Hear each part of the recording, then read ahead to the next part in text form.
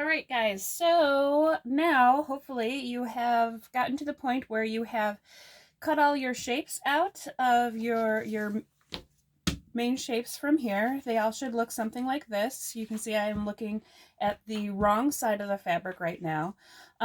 Next thing that you have to do is you actually are going to want to mark out where your sew line is. This is going to be especially important if you are hand sewing.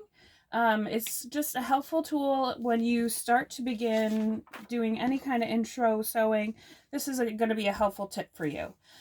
So what I'm going to actually do is take my pattern and I'm going to fold it so that there's just a fold on the original pattern line.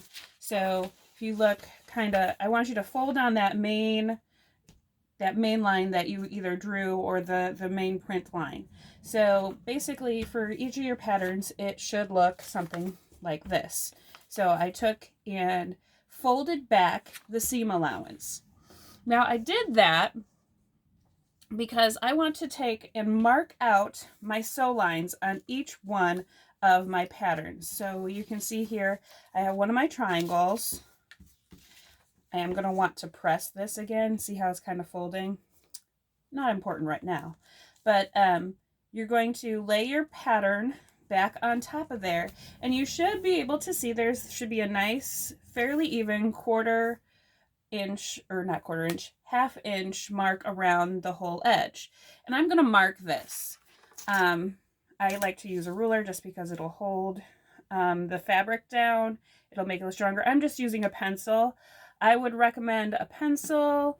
Avoid using something like a Sharpie or a really strong pen, because you want there to just be enough of a line for you to see it, but you don't want to be affecting your fabric. They do make pens that are disappearing inks, or they make things called quilter's pencils or tailor's chalk, tailor's pencils. Any of those things are made to disappear. Again, you're all starting, so just using a plain, good old standard pencil will do you just fine. So see how now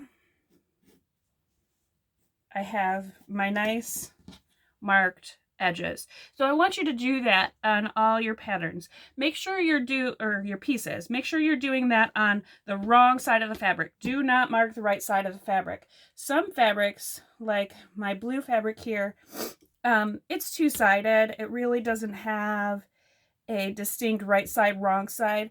If you don't have a right side, wrong side, the side you mark is going to automatically become the wrong side. So don't mark anything on the bright colored sides. If you have a print, mark on the wrong side. Do that to all your pattern pieces.